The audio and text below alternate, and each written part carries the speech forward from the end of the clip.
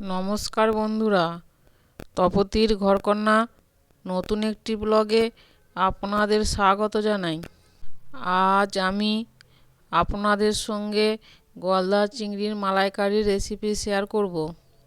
বন্ধুরা, ভিডিওটি প্রথম থেকে শেষ পর্যন্ত দেখতে থাকুন।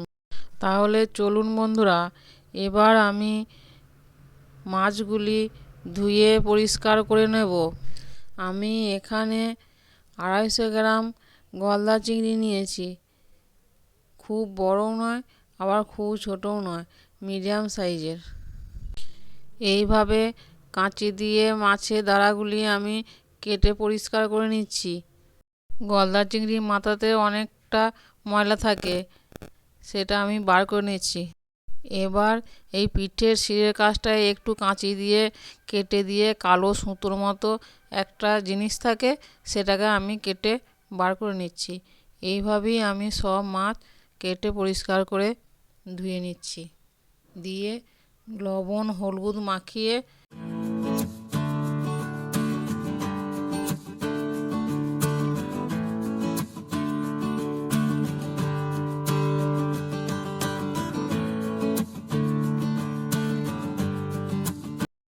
এবার ঢাকা দিয়ে রেখে দিচ্ছি কিছুক্ষণ।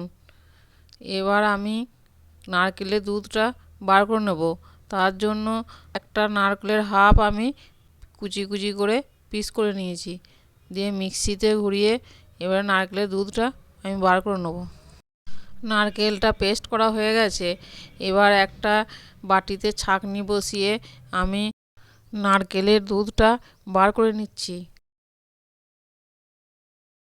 নারকেলের দুধ বার করা হয়ে গেছে। এবার আমি একটা বাটিতে ঢেলে নিয়েছি। এবার আমি চিংড়ি মাছগুলি ভেজে নেব।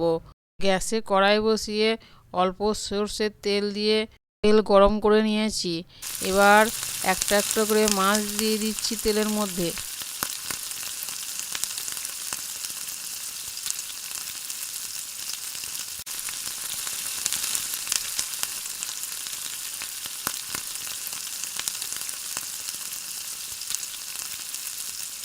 মাছগুলি তেলে দেওয়ার পরই একদিকটা লাল হয়ে গেছে।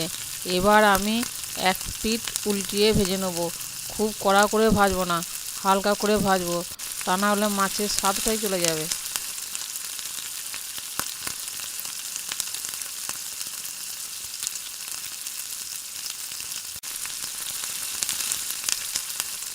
মাছগুলি আমি এপিঠ ওপিঠ করে ভেজে নিয়েছি। এবার আমি একটা পাত্রে তুলে রাখছি।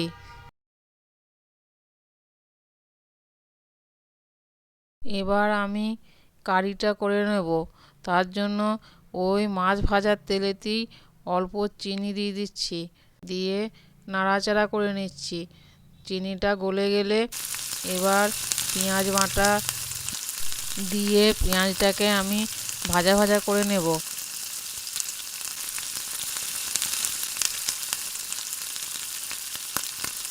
পেঁয়াজটা ভাজা হয়ে গেছে।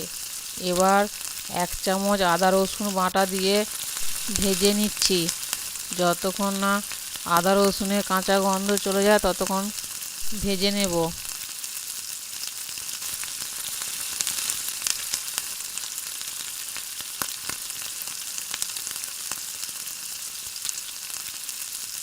এবার বাকি সব গুঁড়ো মশলাগুলি দিয়ে দেব। ধনে জিরে গুঁড়ো 1 চামচ, হলুদ গুঁড়ো 1 চামচ, লঙ্কা গুঁড়ো 1 চামচ দিয়ে মশলাটা ভালো করে কষিয়ে নেব।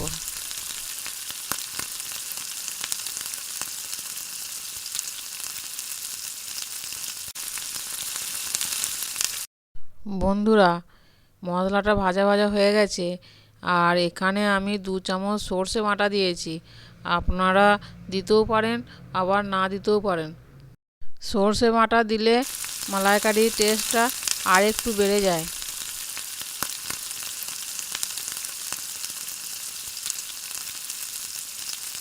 সর্ষে বাটাটা দিয়ে মশলাটা আমি আবার ভালো করে কষিয়ে নিচ্ছি। এবার স্বাদ মতো লবণ দিয়ে দিচ্ছি। লবণটা মশলার সঙ্গে ভালো করে মিশিয়ে নিচ্ছি। দিয়ে এবার যে নারকেলের দুধটা বার করে রেখেছিলাম সেটা দিয়ে দিচ্ছি, দিয়ে ভালো করে মশলার সঙ্গে মিশিয়ে নিচ্ছি।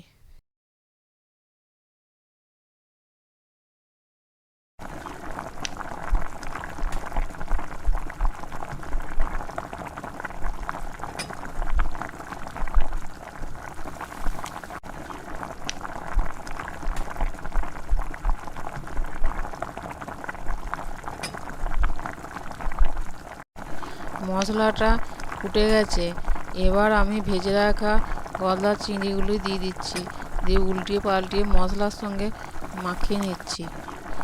ভাজা মাছগুলি দিয়ে আমি ফুটিয়ে নিচ্ছি একবার, দিয়ে ঢাকা দিয়ে দিচ্ছি। দিয়ে ঢাকা খুলে দেখছি আমাদের চিংড়ি মাছের মালাইকারি একদম তৈরি হয়ে গেছে। দিয়ে ওপর থেকে গরম মশলা আর চেরা কাঁচা লঙ্কা দিয়ে দিচ্ছি। গরম মশলাটা আমি ভালো করে মাছের সঙ্গে মাখিয়ে দিচ্ছি, দিয়ে এবার ঢাকা দিয়ে রেখে দিচ্ছি কিছুক্ষণের জন্য।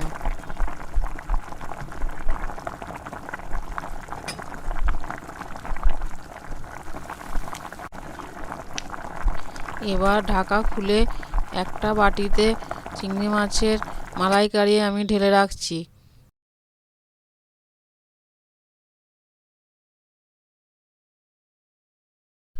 বন্ধুরা, আমার চিংড়ি মাছের মালাইকারি একদম রেডি হয়ে গেছে। এবার গরম গরম ভাত আর গরম গরম গলদা চিংড়ির মালাইকারি, শীতের দুপুরটা একদম জমে যাবে। আমার এই গলদা চিংড়ির মালাইকারির রেসিপি যদি ভালো লাগে তাহলে আপনারা বাড়িতে বানিয়ে খাবেন।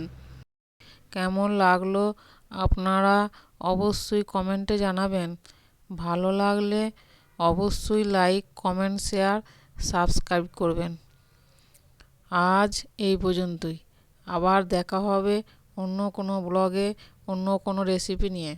ততক্ষণ সকলে ভালো থাকবেন, সুস্থ থাকবেন।